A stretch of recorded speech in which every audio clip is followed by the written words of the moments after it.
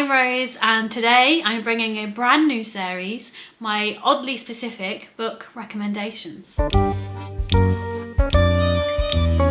So I'm here with a new video series, and this is the first of this series. So I have decided to go through the books I've read in the past, so across my whole life, and recommend books around specific themes.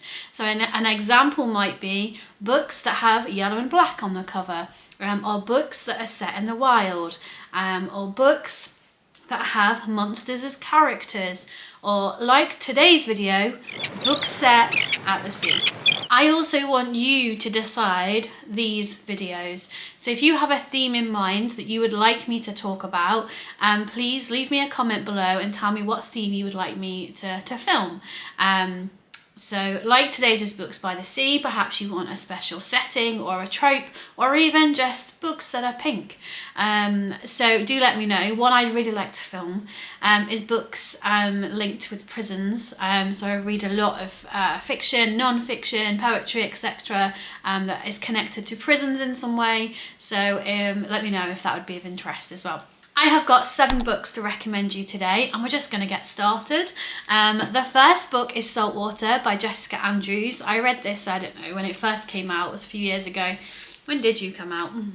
In 2019. Boy, does time go fast. I thought it was maybe like 2022 that this came out, but no. I love Jessica Andrews. This was my first book I read by Jessica Andrews, and I was here for it. I loved it. This we follow, I think her name's Lisa. What are you called, Lucy? We follow Lucy, and she went to university in London. She's just graduated. She was very kind of taken up with the hustle and bustle of London lifestyle, of working all the hours around the clock to afford to live in London and study there. Lots of parties, lots of people constantly, and she's had enough of that. And she's feeling a little bit lost, and she decides to go to her grandfather's remote cottage, her late grandfather's remote cottage in Ireland, and this is where the story begins. And we follow Lucy's journey of self-discovery, of suddenly going from parties and people and stuff happening all the time, and work and studies, to not knowing what the hell she wants to do with her life in a very rugged setting by the sea.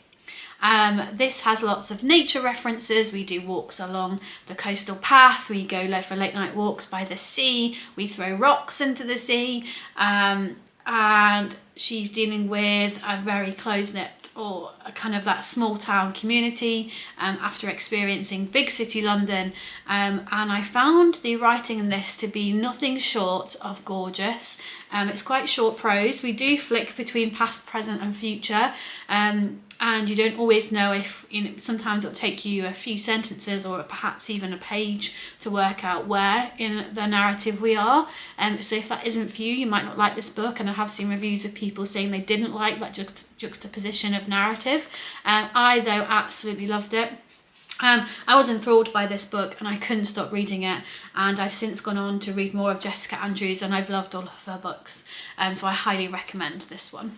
The second book I would like to recommend you is The Salt Path by Raynor Winn. The film of this comes out in April. I'm going to come back to that just because I want to give a little note about solo cinema dates. So Raynor Winn this story came after her and her partner Moth were made homeless, and they were made homeless only, I think, a few days, perhaps a week after they found out that Moth was terminally ill.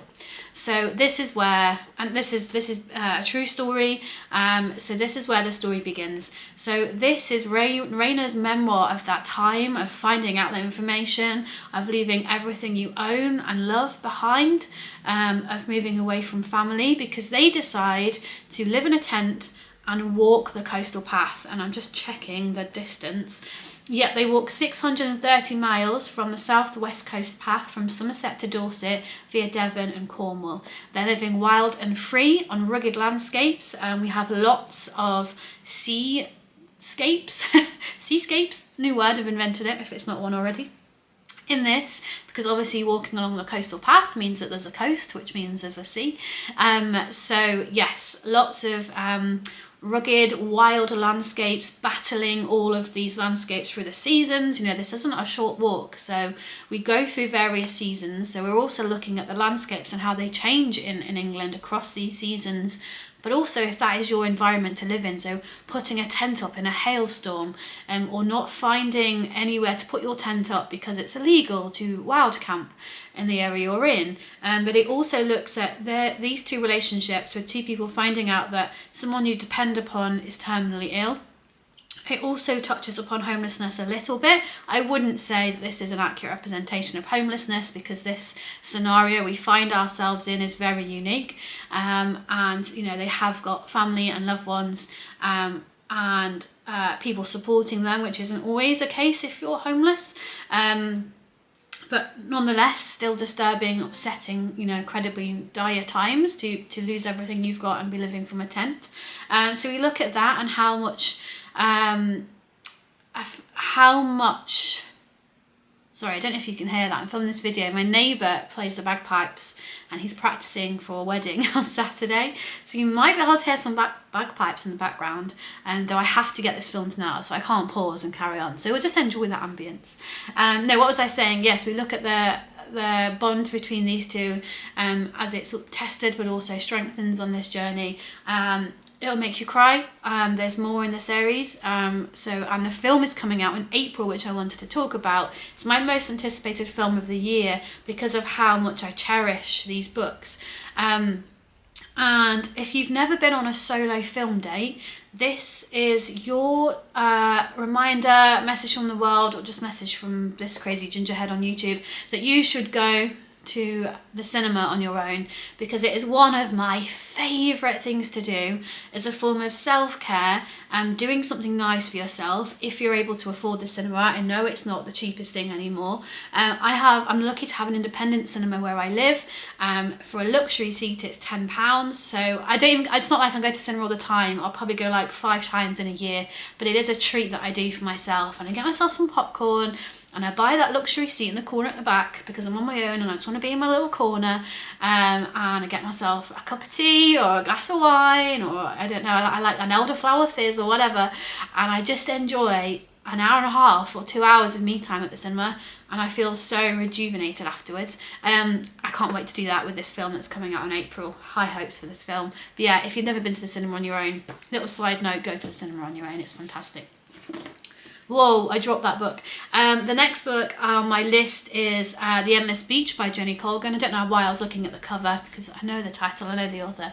Read a few books by Jenny Colgan. I tend to pick her book up when life is hard and stressful, and I need a little bit of brain peace, because these books are easy to read, they're quick to get through, they tend to be very lovely and comforting, and the kind of book that you read under a blanket. I mean, that's all books, but the kind of book you read under a blanket with a cup of tea when you need a bit of a hug. This is set in the seaside kitchen at the beach, and we follow Flora. I was going to say Fiona, but we follow Flora, who runs the cafe, and she's in a relationship with Joel, I think. Yep, Joel, who everything's all right in their relationship, but I don't think she's quite content in it, but she's kind of not challenging the thought either, but starts to in this book, and starts to think, actually, is this the relationship I want? Is this the life I want?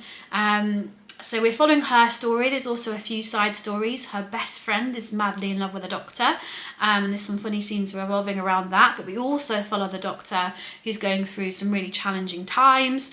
So this is a book that looks at friendships, relationships, and it's, yeah, it says here, a charming total joy, and that's probably an accurate description of this book.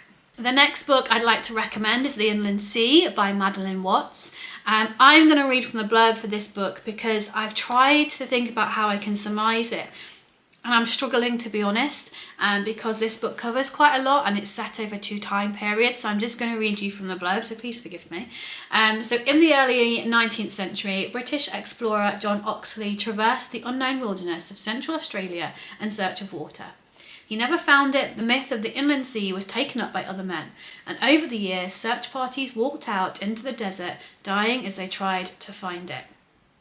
2 centuries later, Oxley's great-great-great-granddaughter is reeling from her own self-destructive obsessions, drinking heavily, sleeping with strangers, wandering Sydney streets at night, and navigating an affair with an ex-lover. She works as an emergency dispatch operator, tracking the violence, floods and fires that bloom and rage across Australia during an increasingly unstable year. Reckless and adrift, she prepares to leave. The Inland Sea is a fierce and beautiful novel about coming of age in a dying world. I loved this book. It was very moving. It was a little bit in your face at times in terms of the themes it covers. It really makes you think.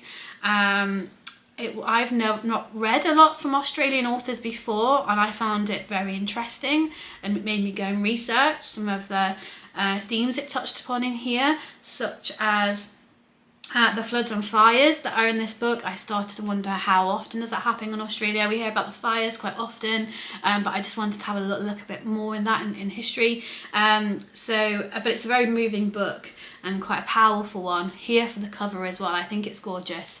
Really recommend that. The next book I want to recommend is a much loved author. It's Tahereh Mafi, A Very Large Expansive Sea. This book isn't quite set at the sea, but obviously we've got the word sea in there, so it links to the theme.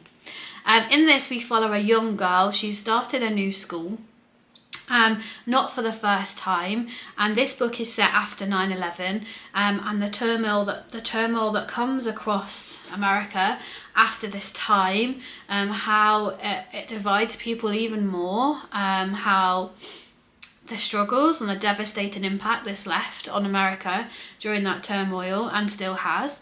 And our main character is, she's Muslim, she doesn't always fit in her schools, and she's feeling incredibly lonely. She's moved around a lot, so if you think about the time this is set in, and perhaps the struggles that her and her family might be going through during that time, and also then having that with those kind of teenage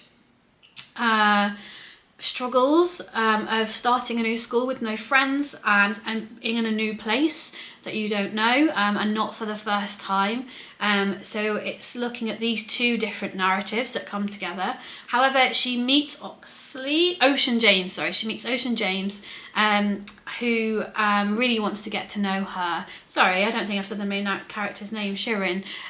So Ocean befriends Shirin, but Shirin isn't quite trusting just because of things that happen in the past. So it's really about her discovering who she is, opening up herself to friendships, which potentially means opening yourself up to more hurt, but also feeling loved and supported along the way.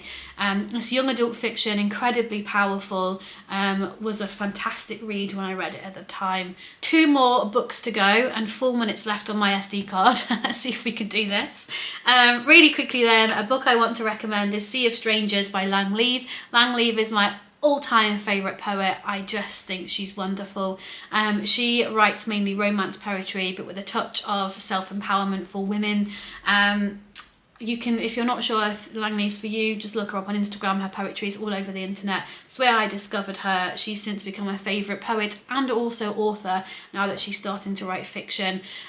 This has supported me through various times in my life, through breakups, through new loves, through unrequited love, things like that. 3 minutes. The last book on my list to recommend is The House of the Cerulean Sea by TJ Klune. You've probably heard of this book. This is probably just a little mention to remind you to put it on your TBR if you've not read it, because it took BookTube and the rest of the world by storm. We follow a house of orphans, and these orphans are magical. The main character, Linus, is sent there to go and sort them out because it's a bit chaotic. And he falls in love with the orphanage and their children, and there's also some romance in there for Linus, because his world is turned upside down as he was living a very safe, a very routine lifestyle, and all of a sudden his world kind of is turned upside down. He questions his role in society, his role in his company. There is a little bit of kind of themes on self-care, LGBTQIA representation in this, and a particular favourite scene in this book of mine is when the children go on a school trip. So they're magical children living in a very human, normal world, and they go on this school trip and they're trying to fit in. And I just found it hilarious, but so well written, as it looks at people that are different and how they're not accepted in society always. And it just made me think of school trips and, you know, school tutors trying to herd 40 kids to the swimming baths, and we're all feeling a bit mischievous, but desperately wanting to also be good and do well. So it just gave me flashbacks. But yeah, highly recommend, it's worth the hype. So 2 minutes to film my outro. There we have it, 7 books I recommend that are linked to the sea. If you have a theme that you would like me to cover, I'm hoping to do one of these videos a month at least, maybe even 2. Please do pop a comment. I really love to recommend books of things that you're interested in. And if you're liking the content, please like and subscribe. I'm quite new to YouTube and the channel and hoping to grow. I hope you have a really lovely day, that you're reading something fantastically gripping and superb and that's moving you emotionally. And until the next time, have a lovely day, and I'll see you really soon.